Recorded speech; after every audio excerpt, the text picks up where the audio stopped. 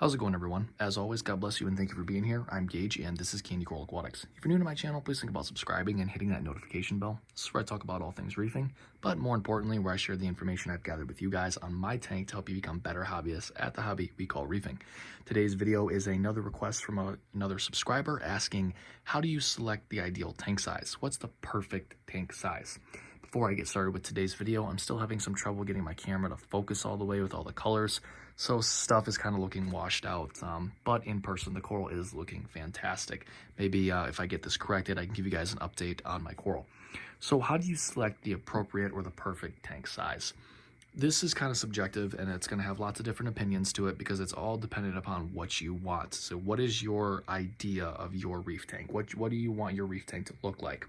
I think an easy way to kind of address what size a tank needs to be is to think about what kind of fish you want or how many fish you want. So the larger the fish or the larger number of fish, you're obviously going to need a larger aquarium.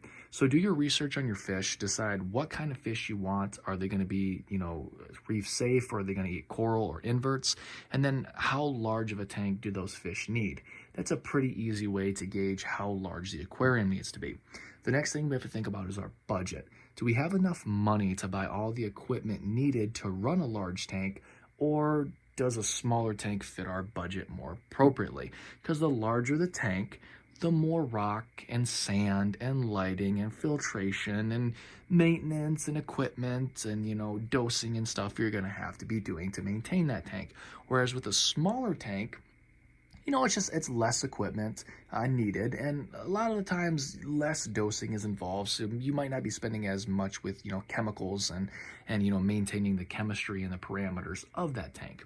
And then the last thing that we kind of have to think about is overall knowledge, and this is going to again come down to research. So small tanks are really bad ideas for new hobbyists. The reason being, a smaller tank is actually a lot harder to take care of, believe it or not, than a larger tank. And this simply just comes down to water volume. When you have a lot less water volume, pollution builds up faster, so that means more nutrients, algae blooms, nitrate, phosphate swings, okay, because there's a lot less water. As the old saying goes, the solution to pollution is dilution. So the more water that we have in the tank, the slower the nutrients are going to build up. In a smaller tank, as opposed to a larger tank, it also works the same way when it comes to chemistry. So chemistry swings, high alkalinity, low alkalinity, and everything else that goes with it, calcium, magnesium, temperature, salinity, those things get out of whack and swing around a lot more and a lot faster in a smaller tank than they do a larger tank. And that's just because they're being used up faster. So you really have to keep an eye on smaller tanks because a lot of parameter swings can happen in a very short amount of time than they can with a larger tank. So your larger tanks are your better options if your budget fits it, simply because a lot of times you can identify that there's something wrong with the fish or the coral, test and have time to correct it. Whereas with a really small tank, when something goes south, you can pretty much kiss your tank goodbye because stuff's going to die very, very fast. So what you want your tank to look like, what kind of fish you're going to be having, what your budget is, and then again, kind of what your time management's going to be. Are you somebody that has time to invest into this hobby? It doesn't really matter what size tank you have. There's things that you have to be doing on every tank, which is water changes, daily maintenance. Like as far as daily maintenance goes, every day I look at my tank. I check out my fish, I check out my coral, I make sure that there's, nothing that's starting to go out of whack. And if there is, I try to figure out what it is and correct it, because this is a hobby where things can go bad very quickly.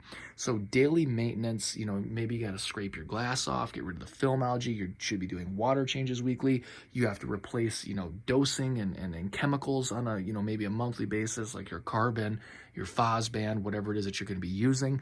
There's a lot that goes into owning a saltwater aquarium. So make sure you have the time to manage your tank as well as the budget to support your tank.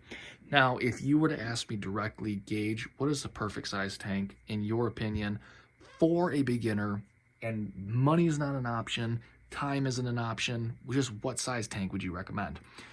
I would recommend a 60-gallon cube, okay? And it's not because I own one, it's because a 60-gallon cube, space-wise, you can put it pretty much in any home. It'll fit very comfortably in the corner of a room. It'll go pretty much anywhere you want it to go, right? It's 2 foot by 2 foot. doesn't take up a lot of space, but it gives you a lot of water volume to work with. 60 gallons is nothing to sneeze at. You can have a lot of different fish and coral in that, and you only have to buy one light because most conventional lighting on the market illuminates a 2-foot by 2-foot area. So now I'm not having to go out and buy multiple lights. The equipment, really is going to be middle of the road. You can get a protein skimmer that's good for 75 to 100 gallons, and you're going to be set. With me, I run a canister filter. You can do a sump, you can drill your tank.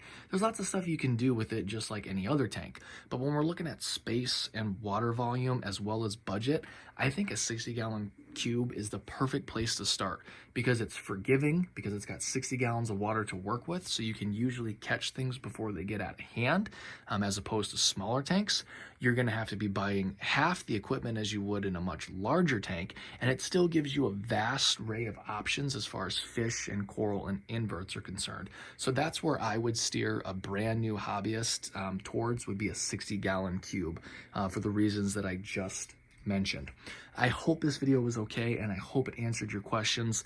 Really, when it comes down to it, as long as you have the time and the budget and you've done your research, you can really own any size tank that you want. Just know that each size tank, whether it's large or small, both ends of the spectrum have their challenges, their disadvantages, and their advantages. So until next time, guys, take care and God bless.